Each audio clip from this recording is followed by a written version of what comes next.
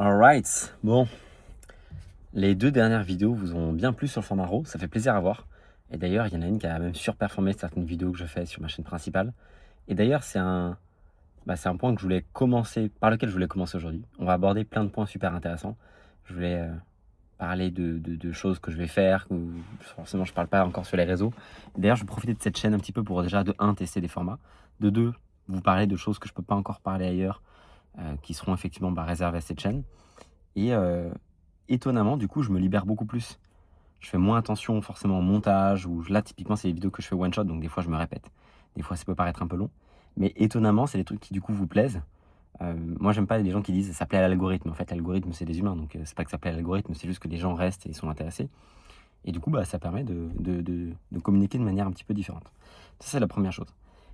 Deuxième chose, on voit que l'algorithme YouTube, et ça, si vous êtes un entrepreneur, parce que cette chaîne-là est aussi consacrée vraiment et surtout aux entrepreneurs, que vous ayez un business en étiquette ou de manière générale un business en ligne, je pense que je pourrais vraiment vous apporter beaucoup de valeur à mon échelle.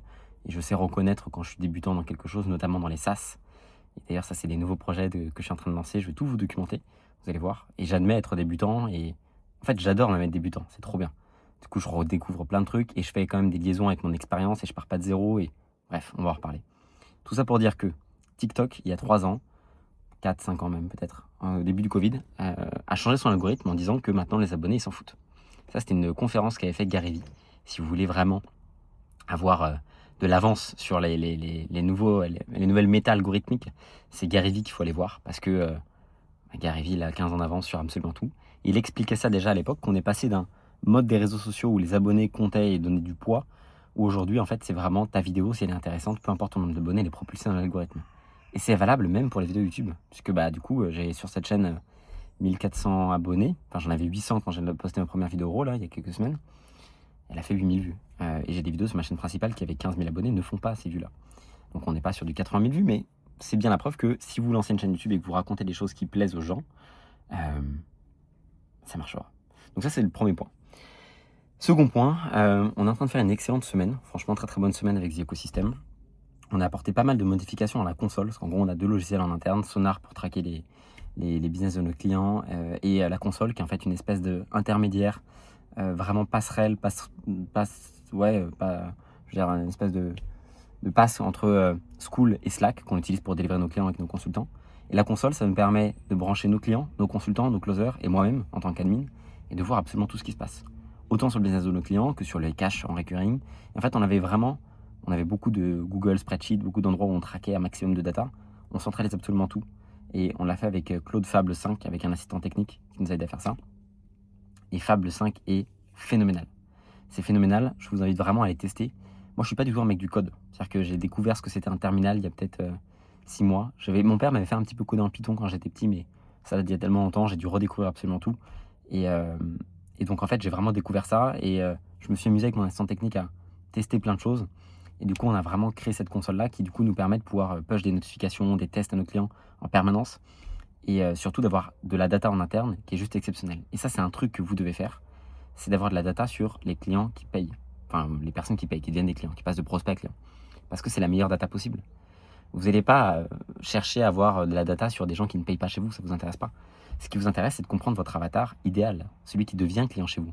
Qu'est-ce qui a fait qu'il est devenu client chez vous? D'ailleurs, c'est un truc que vous pouvez faire dès ce soir. Vous faites un onboarding form, donc un formulaire d'onboarding.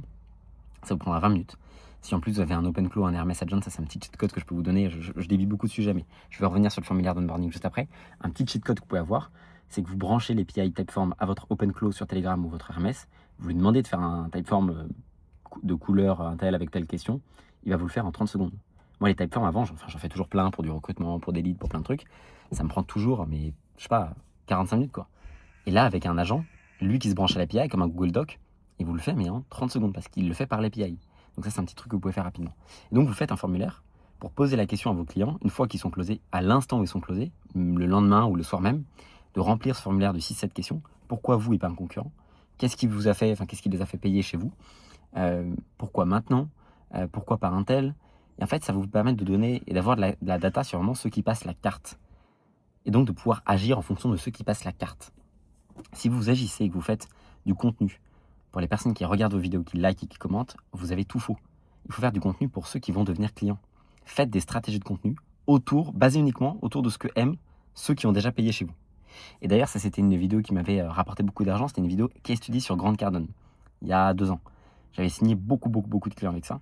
C'était pas du tout une vidéo qui a fait plus de vues, une vidéo qui était avec beaucoup de montage ou qui est super bien performée. Elle avait fait 3400 vues, mais elle avait rapporté quasiment 100 000 balles. Parce qu'en fait, c'était une vidéo qui plaisait beaucoup à un profil one-one qui paye très cher. Parce que tout le monde connaît Grant Cardone, mais personne n'avait vraiment expliqué son modèle de fonctionnement économique en français. Et donc, je m'étais positionné là-dessus, ça avait vraiment bien marché auprès de ceux qui achètent. Et donc, je me suis toujours dit qu'il faut que je refasse beaucoup plus de formats qui font moins de vues, mais qui font encore plus de cash. Et ça, c'est un bon rappel. Je le répète tout le temps, mais c'est tellement un rappel qu'il faut que Voilà, c'est important. Je découvre en ce moment le monde des SaaS. Et je ne vais pas débarquer avec un accompagnement sur les SaaS parce que avant d'avoir fait un gros exit ou d'avoir fait des trucs, et même ça ne m'intéresse pas forcément, mais juste pour découvrir ce que c'est et surtout m'associer avec des personnes là-dedans, je reprends à m'associer, ce que j'avais pas fait depuis très longtemps. Je trouve ça exceptionnel parce que j'apprends énormément. Là, je suis sur le point de m'associer auprès de 2 SaaS, un qui existe déjà, un qui n'existe pas encore et qu'on est en train de cofonder avec des gens dont je vais vous parler prochainement, une fois que ça sera deal et signé. Il y a plein de points que je vois en commun en termes de marketing vis-à-vis du service en étiquette, vis-à-vis de l'accompagnement en étiquette. Un premier point qui me vient en tête et dont j'ai discuté avec cette personne-là qui a fait déjà plusieurs exits, qui me disait, mais tu vas voir, c'est pareil, c'est la Magic Features. Moi, le premier réflexe que j'ai eu quand je voulais monter vraiment un SaaS que je dédie à mon public et mon audience, que vous pourrez utiliser, qui sera pour le coup pas à étiquette, parce que j'ai envie de tester mes skills marketing dans d'autres choses, parce que c'est ça aussi qui me fait kiffer, c'est de appliquer du marketing à plein d'autres trucs, c'est la Magic Features. Donc la Magic Features, c'est quoi? J'estime que moi, lorsque je vais sur un SaaS, j'y vais pour une feature à la base. Tapit, par exemple, c'est la feature de pouvoir être redirigé dans l'application directement. iClosed, ce qui m'a fait autant parler d'iClosed à mes clients, mais comme à tout le monde autour de moi, c'était le fait à la base qu'on puisse, et on peut toujours, mais il n'y a plus que ça maintenant, qu'on puisse directement capturer les leads avant même qu'ils finissent le formulaire. C'est un peu la Magic Features dont tu vas parler à tes potes en disant « Regarde, c'est trop bien ». Moi, je me souviens que ChatGPT, ça avait cette Magic Features, mais le produit était tellement dingue que en fait, c'est ça qui va provoquer la courbe exponentielle ou non de ton SaaS. Et donc, je commence par un MVP super simple, avec une Magic Features, que j'ai déjà a priori trouvé. Et cette Magic Features, j'en parle depuis 3 ans dans mon accompagnement, dans mon portfolio, dans le fait qu'on accompagne des personnes au pourcentage, des personnes qui payent au front, etc. Et j'appelle ça un hit. Un hit, c'est comme un hit dans un album musical, parce qu'en fait, j'avais entendu Booba en parler quand j'étais jeune, en disant, si vous voulez qu'un album marche, il faut que dans cet album, il y ait forcément un hit. Et en fait, il pouvait voir si des albums achetaient des vues ou pas, ou achetaient des sons du streaming, en fonction de s'il y avait vraiment un hit ou pas dans l'album. Et un album qui avait trop de streaming ou de vues par rapport au fait qu'il n'y ait pas de hit, il trouvait ça louche et il pouvait traquer si d'autres rappeurs achetaient des streams. Et donc c'était un super indicateur de savoir s'il y avait un vrai succès derrière. Et je me suis dit, mais en fait c'est pareil pour tout. Déjà tu prends l'album le plus écouté de tous les temps, c'est un album de Michael Jackson qui s'appelle Thriller je crois, l'album. C'est que des hits. Je crois qu'il y a 8 titres, c'est que des hits. Pourquoi est-ce qu'on regarde des matchs? Pourquoi est-ce que le français moyen, lambda, qui ne connaît pas le foot comme moi, pourquoi est-ce que je regarde les matchs de Coupe de France, de Coupe du Monde, pardon, le match de la France à la Coupe du Monde? Parce qu'il y a Mbappé qui joue. C'est le hit de l'équipe, c'est ça qui me fait regarder. Et en fait, il y a toujours un élément qui va faire 80% du taf de communication, du marketing, de tout le reste. Tu as toujours un produit dans ton portfolio qui va en général, best-seller, qui va faire tout le reste. Tu as un bouquin qui t'a fait connaître. Tu as une chanson qui t'a fait découvrir. Bon, bref, vous avez compris le principe du hit. Et donc, je voulais absolument trouver un hit. Et je voulais pas faire un SaaS juste parce que c'est Mathis Chloé. D'ailleurs, mon SaaS, je vais le propulser au départ sur mon audience parce que on va beaucoup travailler dessus, que je pense que ça pourra vraiment vous permettre d'avoir un ROI juste dingue. D'ailleurs, vous ne l'utiliserez pas si vous n'avez pas un bon ROI. Donc, c'est tout à mon intérêt économique de faire un truc sur lequel vous êtes rentable. Mais j'aimerais d'avoir un truc qui se sépare de mon brain. Et puis parce qu'il n'y aura pas que moi en tant qu'associé. Mais donc là, je suis effectivement sur le peaufinage de ce hit-là, de cette Magic Features. Et je pense que c'est 80% du travail marketing d'avoir un truc dont on parle de manière obsessionnelle, de manière en boucle. Donc je regarde plein de formations. J'achète des one-one. Enfin, je paye des one-one. Je regarde des formations. Je regarde plein de podcasts. Et j'adore retourner un peu dans ce truc de être débutant dans quelque chose et de réapprendre de zéro ce truc-là. Mais bon, ça c'est peut-être, je dirais, 15% de mon temps. J'en parle beaucoup parce que je suis excité par ça et que je suis très content. Mais sinon, on fait des plus grosses semaines. On fait de plus en plus des grosses semaines chez Ecosystem. On a agrandi la team. La sales team, ça devient des fucking killers. Et je m'organise sur mon emploi du temps. Il y avait quelqu'un qui m'a posé la question de manière un petit peu différente. Maintenant, sur mon emploi du temps, en fait, il y a toujours 4 grandes catégories.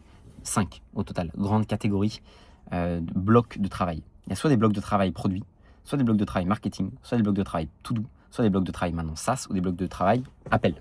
Donc en gros, pendant 6 heures, soit je vais passer des appels, soit je vais bosser sur le marketing, ads, contenu, setting, soit je vais bosser sur de la to-do, tâche opérationnelle classique, soit je vais bosser sur mon produit, je vais tourner de nouvelles vidéos, faire de nouvelles ressources, améliorer la console avec mon assistant technique, soit je vais faire des tâches SaaS. Donc je vais aller, on va créer par exemple les accords juridiques avec mes associés, je vais faire de la recherche, produit, je vais trouver comment est-ce qu'on peut faire un meilleur marketing, etc. Et ça me permet de mieux m'organiser. Donc je me suis codé une dash app avec Lovable, un truc très, très con, parce que je n'avais pas trouvé un bon système d'organisation qui me convenait. Pour avoir mes to-do par catégorie. Et donc, j'ai juste à ranger mes to-do list par grande catégorie, SaaS, marketing, produit, to-do, de manière cool, et après de créer mes blocs de travail sur mon Notion Calendar. Comme ça, je m'organise. On est en voie pour les 350, 400K par mois bientôt. J'espère qu'à la rentrée, on tapera un mois à 500K. On prévoit d'aller chercher 1 million d'euros par mois sur la phase du Q4. Donc, je vous en parlerai et je vais continuer ces vidéos-là. Là, j'en fais un petit peu moins, même sur ma chaîne principale. Vous devez voir que je suis moins actif. Juste parce que de 1, on bosse. De 2, on n'a pas forcément besoin, il faut qu'on en fasse, mais de nouvelles vidéos pour avoir tout le temps de nouveaux clients parce qu'on a un système de portfolio au sein de chez The Ecosystem où on prend effectivement du pourcentage chez les personnes qui réussissent chez nous. Donc en fait, c'est un modèle qui est sain. C'est bien la preuve que j'ai pas besoin en permanence de faire du marketing pour avoir ça. Et donc voilà, on est en train de tester plein d'autres choses. On a relancé le retargeting parce qu'on a débloqué notre compte Meta Business Manager qui était bloqué depuis un bail maintenant et c'était un enfer parce que même si on n'a pas besoin de ça, d'ailleurs notre chiffre d'affaires n'a pas bougé pour autant, parce qu'on a juste réajusté sur le contenu, c'est toujours cool, j'ai toujours envie de tester plein de trucs, de respend, etc. Et donc voilà, je ferai des vidéos raw ici sur le retargeting, comment ça avance sur les SaaS, comment ça avance sur The Ecosystem, les clients du portfolio. On a relancé Archimède, je vous en ai parlé récemment, c'est génial, franchement je m'éclate. Donc on a The Ecosystem, Archimède, les SaaS, et plein d'autres trucs qui arrivent. Je vous en parle prochainement, j'ai du taf, faut que j'y retourne. Pour ça, là, sur la vidéo, j'étais un peu déconcentré à la fin de la vidéo, faut que j'y retourne. J'ai trop taf. Mais voilà, un petit point qui fait du bien.